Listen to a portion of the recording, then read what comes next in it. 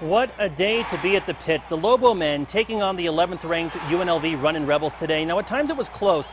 Sometimes in fact the Lobos were behind, but in the second half the Lobos took off, beating the Rebels with a final score of 65-45 before a sellout crowd of fans that are wondering tonight, will the Lobos' winning ways continue? Now the thing about today's win was the Lobos didn't just beat UNLV, they beat their butts, winning big. Lobo fans spent the morning hoping to see just that, and the afternoon soaking it all in. News 13's Crystal Gutierrez was in the stands too.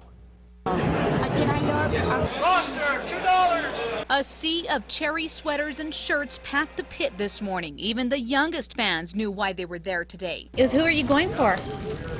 The Lobos. All of this hype for what fans say was one of the biggest games this year. People were sleeping out here last night, so that tells you right there how big the game is. CBS televised the big game right here on KRQE. Even the announcers couldn't ignore the energy inside the packed pit, completely sold out. More than 15,000 people filled the stands as the Lobos took on UNLV for a second time this season.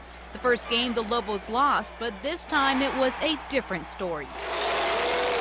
With less than a minute left in the game, the crowd was on its feet as Lobos were up by nearly 20. The cheers grew louder and louder, and as the buzzer sounded, a mob of fans rushed the floor. A win most fans could sum up with 4 little words. The game was amazing. So why such a fuss? Was it the sweet revenge on UNLV? Maybe. But fans say there was something else looming over this game.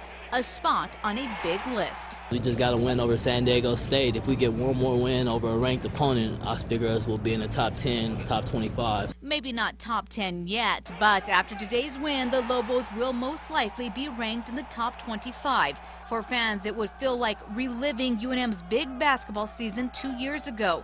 They're ready to hit the road.